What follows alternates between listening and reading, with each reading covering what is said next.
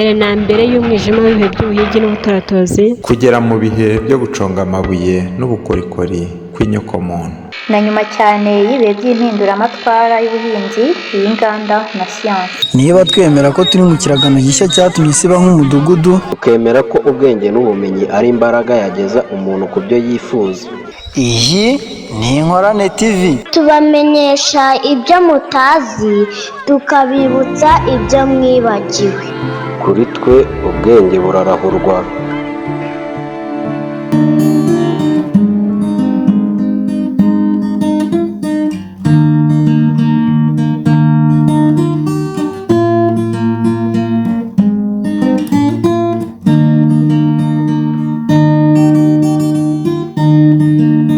ikaze ku muyoboro ubamenyesha ibyo mutazi ukabibutsa ibyo mwibagiwe. Iyi ni inzira njyabukire ibashishikariza kwigwizaho ubukire n'ubukungu mu nzira yo kwikungahaza. Uyu munsi turakomezanya n'umwanditsi Napoleon Hill mu gitabo yise Think and Grow Rich. Tugeze ku mutwe wa 5 yise ngo ubumenyi bwihariye, ubunararibonye bwawe cyangwa se ibyo wiboneye. Iyi ni intambwe ya 4 mu nzira njyabukire. Burya rero hariho amoko abiri y'ubumenyi: ubumenyi rusange n'ubumenyi bwihariye. Hatitawe ku ngano y'ubunini bwabwo, ubumenyi rusange buri gihe bugira akamaro gato cyane mu nzira yo kwigwizaho amafaranga. Mu mashami yose, mu makaminuza yose abaho, huzuyemo ku bwinshi ubumenyi rusange bwamenyekanye mu isirimuka rya muntu. Nyamara muzasanga abarimu bigisha ubwo bumenyi bafite amafaranga make cyangwa se hafi ya ntayo. Umwihariko wabo uri mu kubafasha kwigisha ubumenyi, ntabwo uri mu kubafasha kuyashyira ku murongo ngo bayabyaze amafaranga. Nta na rimwe ubumenyi bubyara amafaranga, keretse iyo bushyizweho ku murongo bukayoborwa mu buryo bw'ubwenge, aho ibyo twita igenamigambi ry'ibikorwa biganisha ku ntego izwi kandi isobanutse yo kwigwizaho amafaranga. Kudasobanukirwa neza iri hame nibyo byabereye benshi urujijo, kuko bakomeza kwizera ko ubumenyi ari imbaraga. Nyamara burya siko biri. Ubumenyi bwifitemo ubushobozi bwabyara imbaraga, ariko ntabwo bwo ubwabwo ari imbaraga. Buhinduka gusa imbaraga iyo bushyizwe ku murongo neza, mu buryo bw'igenamigambi ry'ibikorwa riganisha ku ntego isobanutse. Iri ni ipfundo rikomeje kuba amayobera mu nzego z'uburezi nk'uko isirimuka rya muntu ryazubatse, kuko izo nzego zinanirwa kwigisha abanyeshuri uko bashyira ku murongo bakanakoresha ubumenyi nyuma yo kubuhabwa. Hari n'abantu benshi bishuka bakibwira ko ubwo Henry Ford yari yarize udushuri duke hafi ya ntatwo, ubwo atari umuntu wigwijeho uburezi. Nyamara uretse ko ababyumva batyo baba bibeshya ko bazi Henry Ford kandi batamuzi, ntibaba banasobanukiwe neza n'ijambo uburezi mu gisobanuro cyaryo. Burya inshinga kurera mu kigero cy'isobanura guteza imbere ikintu uhereye muri cy'imbere ujya inyuma, si ukuva inyuma ujya imbere. Bityo rero burya umuntu warezwe neza si ngombwa ngo abe yarigwijeho ubumenyi rusange nk'uko butangwa mu mashuri, ahubwo ni umuntu uba warateje imbere ubushobozi bwe bwo mu bwonko ku buryo abukoresha yigeza ku cyo ashaka cyose kandi akabikora adahonyoye uburenganzira bw'abandi. Muri icyo cyiciro rero niho Henry Ford abarizwa. Mu gihe cy'intambara y'isi, hari ikinyamakuru cyanditse ko Henry Ford ari umuntu w'injiji cyane. Ford abibonye yatanze ikirego mu rukiko ashaka kurenganurwa. Nyamara ubwo bari mu rukiko, umunyamategeko wa cya kinyamakuru yashatse kwerekana mu ruhame ko Henry Ford ari injiji koko, maze amuhata ibibazo byinshi mu rukiko. Yumvaga ko n'ubundi Henry Ford yari afite ubumenyi bwihariye mu byo gukora imodoka, ariko ubusanzwe ari injiji yibereye aho. Umunyamategeko yamuhase ibibazo ati, Benedict Arnold yari muntu ki? Cyangwa se akamubaza ati, ni abasirikare bangaho ubutegetsi bw'Ubwongereza bwohereje muri Amerika guhagarika abaterabwoba mu mwaka w'1776? Kuri icyo kibazo Henry yaramusubije ati, ntabwo nzi umubare w'ingabo Abongereza bohereje muri Amerika. Icyo nzi ni uko zari nyinshi kurusha izari zoherejwe mu bihe byose. Igihe cyarageze Henry Ford arambirwa urwo rufaya rw'ibibazo yabazwaga n'umunyamategeko, maze atunga urutoki uwo munyamategeko wakomezaga kumuhata ibyo bibazo. Aramubwira ati, nshatse gusubiza ibibazo by'ubugoryi urimo kumbaza, nabanza nkakwibutsa ko mfite uruhererekane rw'ibyuma nkoresha mu mwuga wanjye, kandi nawe nkubajije uko bikora nta na kimwe wabasha gusubiza. Simbona rero impamvu nakoresha umwanya wanjye mu gushaka gusubiza ibibazo bisaba ubumenyi rusange, kandi nanjye mfite abantu benshi nkoresha bashobora kumbonera ibisubizo byabyo igihe nabishakira cyose. Birumvikana icyo gisubizo cya Henry Ford cyari cyuje ubuhanga. Icyo gisubizo cyacanganyukishije umunyamategeko, maze abari mu cyumba cy'urukiko bose babona ko icyo gisubizo kitatangwa n'umuntu w'injiji, ahubwo ari umuntu w'uburezi. Umuntu w'uburezi ni umuntu wese ushobora kumenya aho yakura ubumenyi ubwo ari bwo bwose igihe abukenereye, kandi akamenya gushyira ku murongo ubwo bumenyi ku buryo bukoresha yigeza ku ntego runaka isobanutse. Abifashijwemo n'inkorokoro mu byo gukoresha ubwonko yakoranaga nazo, Ford yari yarigwijeho ubumenyi bwihariye bwanamushoboje kuba umwe mu baherwe ba mbere muri Amerika. Nyamara ntabwo byari ngombwa ko agira ubwo bumenyi bwose mu mutwe we. Ibi ndahamya ko nta muntu wagira ubushobozi bwo gusoma iki gitabo wananirwa kubyumva. Mbere y'uko umenya neza ubushobozi bwawe bwo guhindura ubushake bwawe mu mafaranga n'ubutunzi, uzakenera n'ubumenyi bwihariye bwa serivisi, ibicuruzwa cyangwa se ikintu runaka ugomba gutanga cyangwa se gukora kikaguhanira n'ubwo butunzi. Nyamara ushobora no kuzisanga ukeneye bene ubwo bumenyi bwihariye bwinshi cyane kurusha ubushobozi ufite bwo kubika. Bityo rero uzasabwa kwiyegereza itsinda ry'abahanga bazabigufashamo. Andrew Carnegie yigeze avuga ashize amanga ko ubwe nta bumenyi bwihariye afite ku mikorere y'ubushakashatsi bw'ibyuma, ariko kandi nta n'ubwo yigeze ashishikazwa no kumenya buri kintu. Ahubwo ubumenyi bwihariye yari akeneye mu gukora ibyuma mu nganda no kubicuruza yabubonaga mu itsinda ry'impuguke yari yariyegereje. Kwigwizaho ubutunzi bwinshi bisaba imbaraga, power, ariko kandi imbaraga nayo burya isaba ubumenyi bwihariye kandi butunganyijwe neza mu buryo bushyira mu bikorwa igenamigambi. Nyamara si ngombwa ko ubwo bumenyi buba buri mu mutwe w'uwigwizaho ubutunzi. Ibi kandi byaba inkuru nziza ku muntu wese wifuza kwigwizaho ubutunzi, ariko akisanga ataribitseho ubumenyi bwihariye bwinshi bwamushoboza kwigwizaho ubwo butunzi. Burya abantu benshi bahura n'ibibazo byinshi baterwa no kumva ko badashyitse, cyane cyane iyo bumva ko batize cyane. Ariko rero burya umuntu wese wabasha kwigwizaho kandi akayobora neza abantu bigwijeho ubumenyi bukenewe mu kwigwizaho ubutunzi, ni umunyagaciro gakomeye nk'ak'abo bantu bigwijeho ubwo bumenyi. Zirikana ibi ngibi: niba hari aho wageze ukiyumva nk'umuntu usuzuguritse ngo kubera kutiza amashuri menshi, menya ko Thomas Edison we yabaye ku ishuri igihe kitarenze amezi 3 gusa mu buzima bwe bwose. Nyamara ntiyigeze abura uburezi kandi ntiyapfuye ari umukene. Henry Ford ntabwo yarangije amashuri yisumbuye, ariko rwose yitwaye neza cyane mu isi y'amafaranga. Nyamara burya birahenze cyane kumenya uko wagura ubumenyi. Mbere na mbere banza umenye ubwoko bw'ubumenyi bwihariye ukeneye n'umumaro wabwo mu rugendo rwawe rwo kwigwizaho ubutunzi ku kigero gishimishije. Umuhamagaro nyamukuru w'ubuzima bwawe n'intego urimo uharanira kugeraho nibyo bizagufasha kumenya ubwoko bw'ubumenyi bwihariye ukeneye. Numara gusubiza neza ibibazo bikurikira, intambwe yenda uzatera izaba ari iyo kumenya neza niba ufite isoko yizewe y'ubwo bumenyi. Iby'ibanze ni ibi bikurikira: ubunararibonye n'uburezi bwawe bwite, ubunararibonye n'uburezi uzungukira mu gukorana neza n'itsinda ry'impuguke wiyegereje, mastermind group, kaminuza n'amashuri makuru uzasabwa kwiga, amasomero rusange aho uzasanga ibitabo bikusanyirijwemo ubumenyi bwose isirimuka rya muntu ryegeranije, amahugurwa yihariye witabira n'amasomo y'inyongera. Uko rero wigwizaho ubumenyi ni ngombwa kubushyira ku murongo neza no kubukoresha neza hagamijwe intego isobanutse uharanira, biciye mu igenamigambi ry'ibikorwa. Ubumenyi ubwabwo nta gaciro bugira keretse ko bubona iyo buri gushyirwa mu bikorwa bukabyara ibintu by'ingirakamaro. Iyi niyo mpamvu impamyabumenyi ya kaminuza ubwayo nta kimaze, nta kindi ihagarariye usibye ubumenyi. Burya igihe cyose ushaka kwiga amashuri yisumbuyeho uba ugomba kubanza kwibaza icyo uzakoresha ubwo bumenyi ugiye kwiga, mbere yo kwibaza ahantu heza hizewe wakura ubwo bumenyi. abantu b'indashyikirwa mu mihamagaro itandukanye nta na rimwe bajya bahagarika gushaka ubumenyi bwihariye bugendanye n'umuhamagaro wabo nyamukuru mu bushabitsi cyangwa se mu myuga yabo. Nyamara abatsindwa bo kenshi bizera ko kwiga no kwigwizaho ubumenyi birangira igihe barangije amashuri.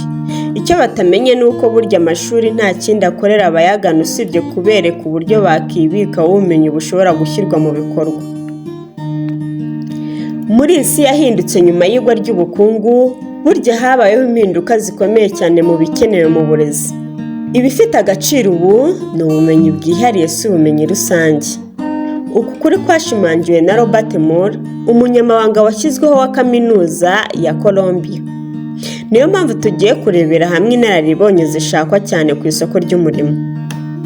Ubu abantu bashakwa cyane mu isi y'umurimo ni abantu bafite ubumenyi bwihariye mu mwuga runaka nka bizinesi. Ni abanyeshuri barangije mu by'icungamutungo, ibarurishamibare, abubatsi b'amoko atandukanye, abanyabutabire hamwe n'abayobozi b'ibihangange.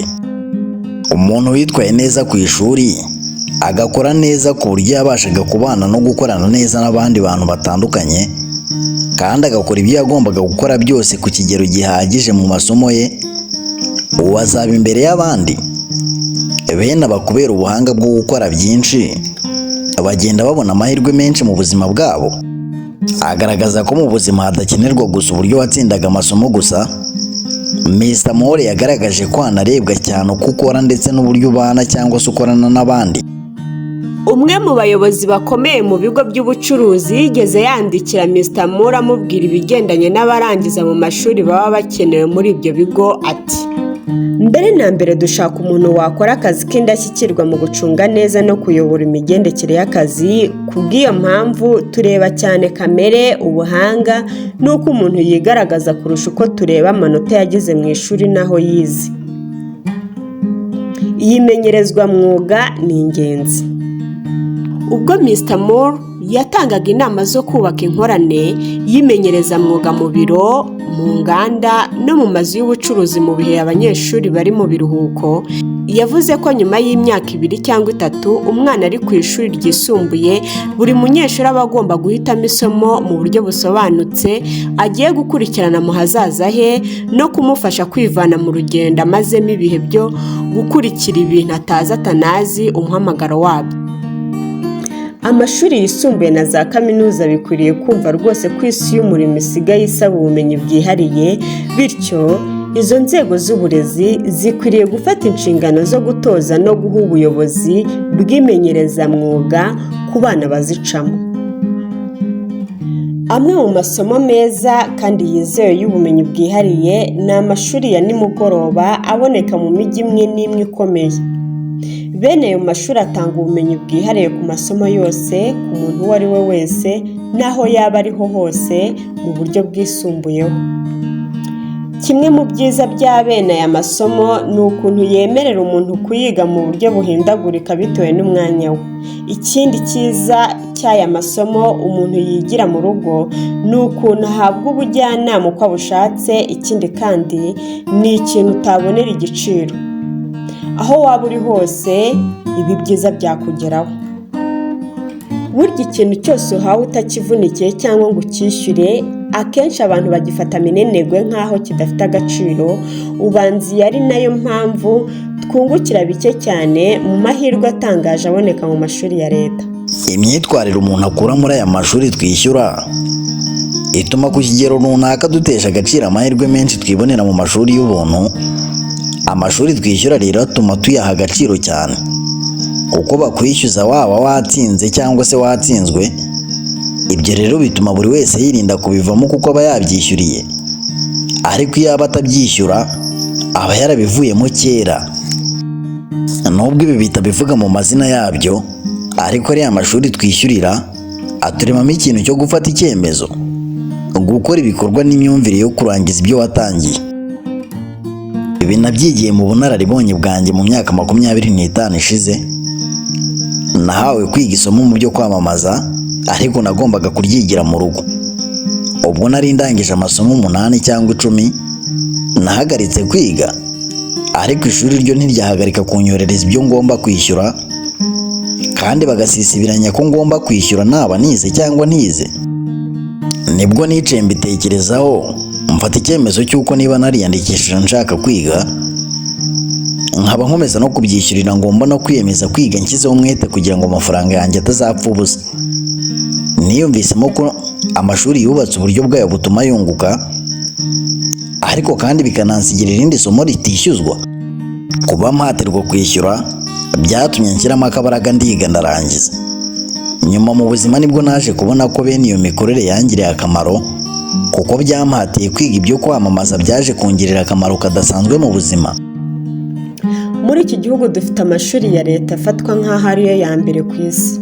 Twashoye akayabo mu kubaka amashuri n'uburyo bwo gutwara abana bataha hirya no hino, bityo abana bose bakabasha kwiga mu mashuri meza. Ariko rero hari inenge imwe aya mashuri afite, ni uko ari ay'ubuntu. Ikintu gitangaje ku nyokomuntu ni uko duha agaciro ibifite igiciro. Amashuri meza ya leta n'amasomero meza ya leta ntabwo bishishikaza abantu kuko ari iby'ubuntu. Iyi ni nayo mpamvu abantu benshi bahitamo kwishakira andi masomo n'amahugurwa iyo bavuye muri ayo mashuri bari mu kazi. Ni nayo mpamvu abakoresha baha agaciro cyane abakozi bafata amasomo yabo nyuma y'akazi. Bamaze kuvumbura neza ko umuntu wese ushobora kwigomwa umwanya we wo kuruhuka ari mu rugo akawuharira kwiga aba yifitemo ubushobozi bw'ubuyobozi.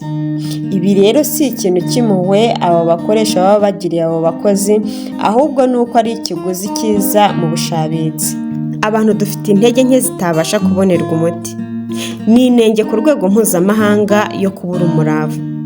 Abantu bakora cyane cyane bakorera umushahara bakiyemeza kwigwa mu mwanya wabo wo kuruhuka bakawegurira amasomo yo mu rugo, ni gake cyane wabasanga mu banyuma. Ibikorwa byabo bifungura amarembo menshi, bigakura inzitizi mu nzira zabo, bakungukira cyane ku bafite ububasha bwo kubahuza n'amahirwe atangaje aba bategereje.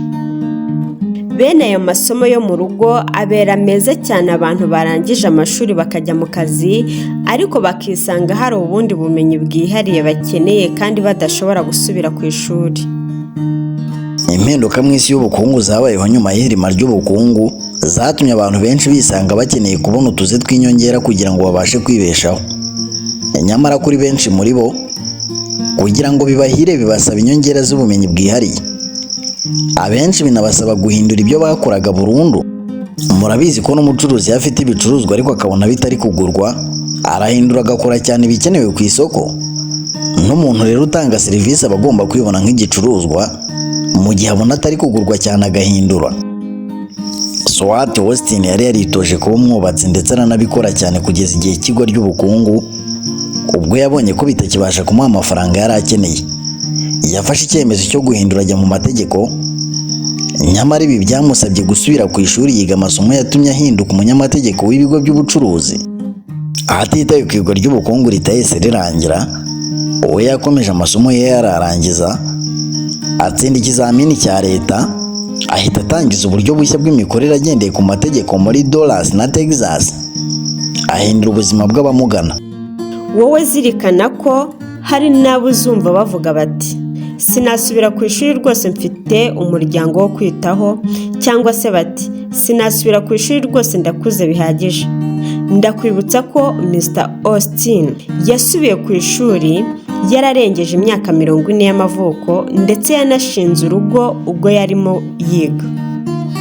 Ariko nanone icyo nababwira ni uko nyuma yo guhitamo neza ubwoko bw'ubumenyi bwihariye yashakaga no kwiyemeza kubwiga, byamutwaye imyaka 2 gusa abarangije amasomo. Ubundi atwara imyaka 4 abanyeshuri basanzwe. Burya rero bigira inyungu nyinshi kumenya uko ugura ubumenyi ukeneye. Umuntu wese uhagarika kwiga ngo ni uko yarangije amashuri, buri gihe azahora mu cyiciro cy'imburamumaro hatitawe ku muhamagaro y'ababarizwamo. Inzira y'ubutsinzi ni inzira yo guhora ushaka ubumenyi. Nimureke twibaze kuri ibi bintu bikunda kubaho. Mu gihe cy'igwa ry'ubukungu, umucuruzi umwe wacungaga ububiko yisanze nta mwanya agifite muri ako kazi kuko yari yahagaritswe. nk'umuntu wari umaze kugira ubunararibonye mu by'icungamutungo cyane cyane kumenya ibyinjira n'ibisohoka, yahisemo gufata amasomo y'igihe gito mu by'icungamutungo no kumenya neza ubumenyi bugezweho mu byo gucunga ibyinjira n'ibisohoka, maze atangira ubushakashatsi bwe. Yatangiye agirana amasezerano n'ibigo ijana yari yarakoreye mu bihe byabanje, basinyana amasezerano yo kujya bacungira ibitabo byinjira n'ibisohoka bakamwishyura amafaranga make. Igitekerezo cye cyari inyamibwa cyane kandi gishobora gushyirwa mu bikorwa neza cyane. Nibwo yaguye ikigo cye maze ashyiramo imashini zicunga ibyinjira n'ibisohoka. Uyu munsi byaragutse cyane kandi yahaye akazi abantu benshi bakora nk'abungiriza, bimushoboza guha abacuruzi bato serivisi z'icungamutungo ku kiguzi gito. Ubumenyi bwihariye n'indebakure byabaye inkingi za mwamba zatumye iyi bizinesi igera ku butsinzi. Umwaka ushize yishyuye imisoro ku nyungu zikubye inshuro 10 z'ikigo yakoreraga mbere cyinjizaga mbere y'uko igwa ry'ubukungu rituma yirukanwa. Ibyatangiye ari ibyago byaje kumuhindukiriramo umugisha. Intangiriro y'ubushabitsi bw'indashyikirwa ni igitekerezo. Nubwo nagiye ngira amahirwe menshi yo gufasha abacuruzi benshi mbabwira iby'icyo gitekerezo, ubu noneho mfite andi mahirwe akomeye yo kubagezaho ikindi gitekerezo gishobora kubyara ibirenze ibyo. Bizaba rero ari n'uburyo bwiza bwo guha serivisi zafasha abantu benshi bayikeneye. Ikindi gitekerezo ni icy'umuntu waretse akazi ko gucuruza ahubwo ahitamo kujya mu byo gucungira abantu ibyinjira n'ibisohoka ku maduka manini. Ubwo igitekerezo cyari kimugezeho cy'inama yamufasha gukemura ibibazo bishingiye ku bushomeri yari arimo, yaratangaye cyane ati, nkunze cyane icyo gitekerezo, ariko rero sinumva uko nakibyaza amafaranga. Muri make rero yavugaga ko atabasha kwamamaza ubumenyi bwe nyuma y'uko yaba amaze kubwibikaho. Ibyo nabyo murumva ko bizanamo ikindi kibazo nacyo gikeneye gusubizwa. Ahahise haboneka ubufasha bw'umwana w'umukobwa w'inzobere kandi w'umuhanga cyane mu kwandika akoresheje mudasobwa, maze azana igitekerezo cyo gushyira iyo nkuru mu gitabo, maze igitabo kiba kirasohotse gisobanura akamaro ko gukoresha uburyo bugezweho bw'icungamutungo. Byatumye iyo nkuru imenyekana cyane maze wa mucuruzi yunguka akayabo. Hari amamiliyoni menshi y'abacuruzi baba bakeneye bene izo serivisi. Ibyo bituma inyungu iyo serivisi itanga ishobora kuruta cyane z'ibigo bikomeye bibona. Igitekerezo nyamukuru aha rero ni ukuntu hashobora kuboneka ubushobozi bwafasha abantu benshi mu gihe ubusanzwe bufasha umuntu umwe gusa. Umugore wahanze icyo gitekerezo afite indebakure iteye ubwoba. Iki gitekerezo kandi yakibibye mu mwana we wavutse muri ibyo bihe, maze kiza kuva mu buryo bwo gufasha ibihumbi byinshi by'abantu bakeneye iyo serivisi.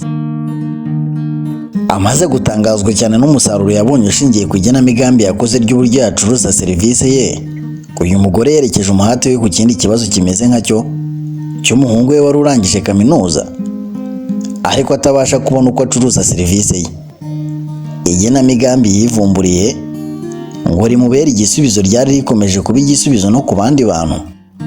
Ubwo umupangu w'igitabo wari urangiye, cyari igitabo cy'amapaje yenda kuba 50, cyanditse neza cyane, gitunganije neza rwose, kigaragaza inkuru y'umuhungu we, ubushobozi bwe, amashuri ye n'ubundi bumenyi bwose bw'agaciro.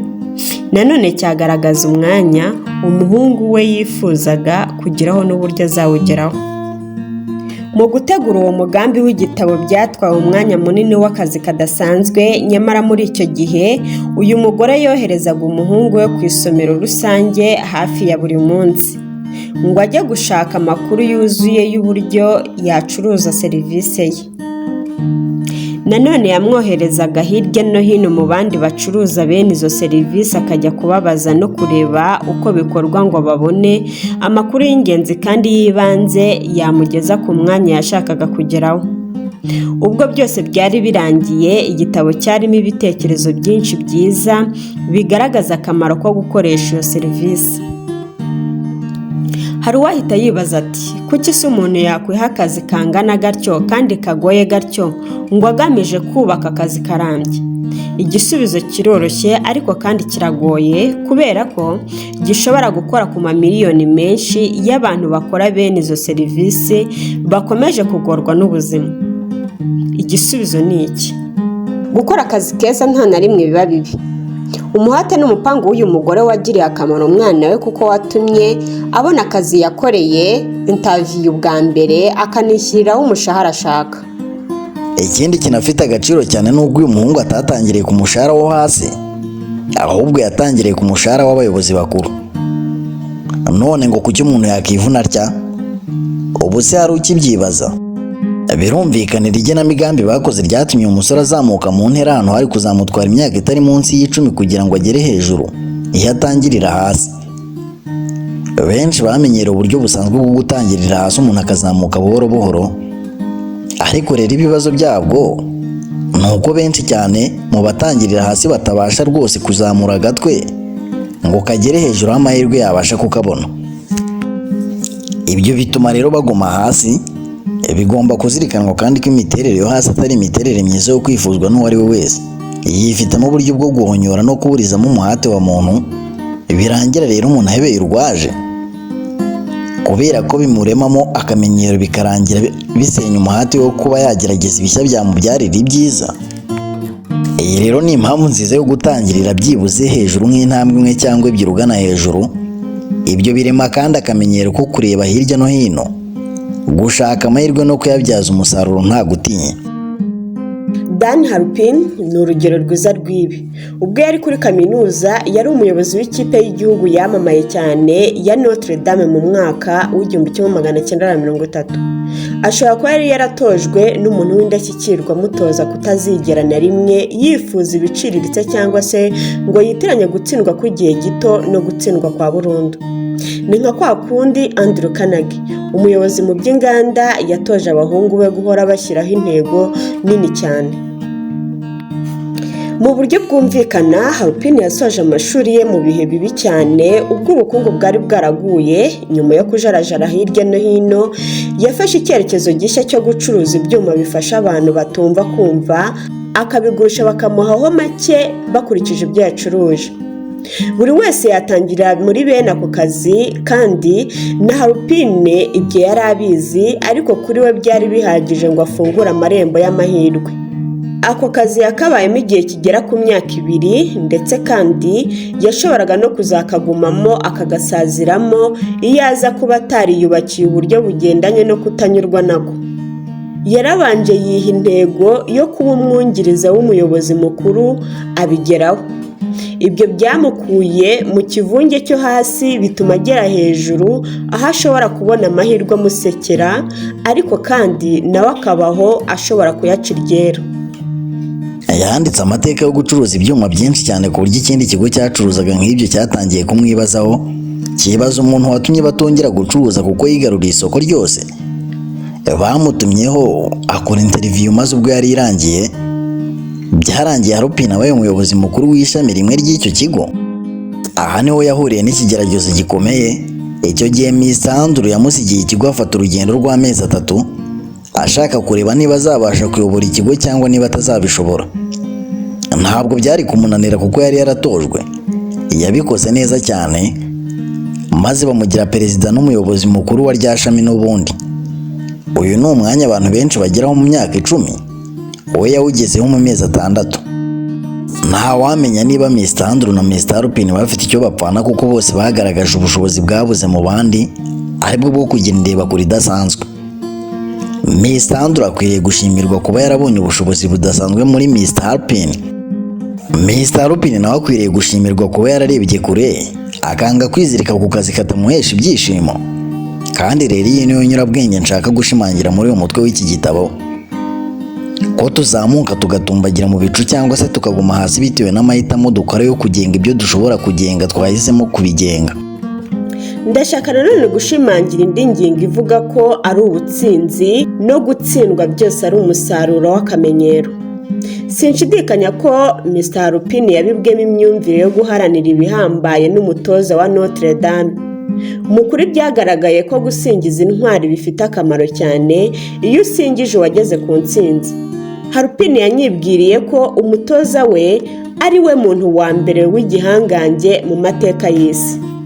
inzira yanjye cyangwa se imyumvire yanjye y'uko abagukikije bagira uruhare rukomeye haba mu ntsinzi yawe cyangwa se gutsindwa kwawe, nabonye neza ko ari ukuri mu minsi ishize ubwo umuhungu wanjye Bureya yarimo avugana na Harupin gukorana. Mr Harupin yamwemereye umushahara uhwanye na 1/2 cy'uwo yari guhabwa ahandi. Mr Harupin yamwemereye umushahara uhwanye na 1/2 cy'uwo yari guhabwa ahandi. Namugiriye inama ndetse mushyira ku nkeke ko yemera ayo Harupin amuha yose ariko bagakorana, kuko nari nzi ko gukorana n'umuntu wanze kwakira ibije ahubwo agaharanira ibyo hejuru kandi akabigeraho ari iby'agaciro gakomeye, ko byanamubyarira amafaranga menshi. Imyanya yo hasi si yo kwifuzwa rwose, nta hantu uba ntugira inyungu n'imwe uhakura. Iyi niyo mpamvu nafashe uyu mwanya ngo nsobanure uko umuntu ashobora gutangirira hasi ariko akagenda yizamura cyangwa se akanahakwepa agatangirira hejuru akoresheje igenamigambi. Ni nayo mpamvu mvuga kandi nafashe uyu mwanya munini ngaragaza uyu mwuga mushya wahanzwe n'umugore agakora igenamigambi rizatuma umuhungu we adahura n'izo ngorane zo gutangirira hasi. Muri iyi si yahindutse cyane kubera igwa ry'ubukungu, bigenda biba ngombwa cyane kumenya uko umuntu yakoresha serivisi no kwamamaza, ahubwo bigahita bituma twibaza impamvu ubu buryo butatekerejwe mbere. Wenda bamwe bazabona neza urubuto rw'ubukire bifuza muri iki gitekerezo. Ibitekerezo by'ingirakamaro biba byibitsemo imbuto imeramo ubukire budasanzwe. Ububiko bw'ibitekerezo 5 cyangwa 10 bushobora kugaragara nkaho nta gaciro bufite, ariko burya buba bwibitseho ubushobozi bwo kubyara ubukire budasanzwe. Abantu bose babona amahirwe muri ibi bitekerezo bazabasha kumva neza isomo ryitwa igenamigambi ritunganye. Mu buryo budasanzwe, umucuruzi utanga serivisi azabona isoko rikomeye mu gihe cyose hari abagabo n'abagore bashaka izo serivisi. Nanone mu gukoresha ihame ryo kurema itsinda ry'impuguke kandi rikomeye, abantu bifitemo impano z'ingenzi bashobora kwihuriza hamwe bagakora urugaga rwavamo ubushabitsi bubabyarira akayabo vuba na bwangu. Umwe ashobora guhitamo kuba umwanditsi mwiza, undi akaba azi kwamamaza neza, undi akabyandika mu mashini akanatunganya inyandiko, undi nawe akaba inzobere mu bucuruzi no kwamamaza agatuma isi imenya ibyo bakora. Birumvikana ko habayeho umuntu umwe ubyujuje byose yabasha kwikorera ikigo cy'ubushabitsi kikamubyarira amafaranga menshi ari umwe. Uriya mugore wakoze igenamigambi ryo gucuruza serivisi umuntu atanga, bashakwa n'abantu benshi cyane hirya no hino mu gihugu bashaka ko bafasha gukora iryo genamigambi nabo bakabasha gucuruza neza serivisi batanga. Ibyo rero barabimwishyura. Afite inararibonye mu kwandika inkuru, kuzishyira mu mashini no kuziryoshya ku buryo abazumvise zibanezeza bakagura ari benshi kurusha uko baguraga mbere. Yifitemo icyizere cyane gishingiye ku bushobozi bwe butuma abakiriya be bunguka menshi maze bakamuhaho umugabane runaka. Gusa ntabwo bikwiriye kwibeshywaho ko igenamigambi akora rigamije gusa kwamamaza hanyuma ngo abakiriya be bakomeze batange serivisi zimeze nk'izo batangaga mbere ku bantu benshi, ahubwo baharanira inyungu z'umukiriya n'iz'umucuruzi. Bityo igenamigambi akora rituma umuguzi yunguka ndetse n'umucuruzi akunguka. Uburyo akamara ibi bintu bitanga umusaruro udasanzwe ni ibanga rikomeye cyane adashaka kubwira umuntu uwo ari we wese keretse gusa abakiriya be. Niba nawe ufite indebakure ukaba ushaka gucuruza serivisi utanga ikakubyarira inyungu nyinshi, iki gitekerezo cyagufasha. Intego ni ugukora ikintu kikwinjiriza menshi cyane aruta y'abaganga, abanyamategeko, abubatsi n'abandi benshi basabwa kumara imyaka myinshi ku ishuri biga imyuga. Iki gitekerezo kandi cyaba ingirakamaro ku bantu bose bifuza kuzamurwa mu ntera mu myanya yose baba barimo bakongerayo binjiza. Burya nta giciro gihora ku gitekerezo gifite ireme. Nyamara kandi inyuma ya buri gitekerezo haba hari ubumenyi bwihariye. Gusa ikibabaje ni uko kuri abo bose batabasha kwigwizaho ubukire ku bwinshi, ubumenyi bwihariye buboneka ku bwinshi kurusha ibitekerezo. Kubw'iri hame rusange rero bihita bitanga amahirwe akomeye ku muntu ushobora gufasha abafite ubumenyi bwihariye kububyaza umusaruro. Ubushobozi burya busobanura indebakure.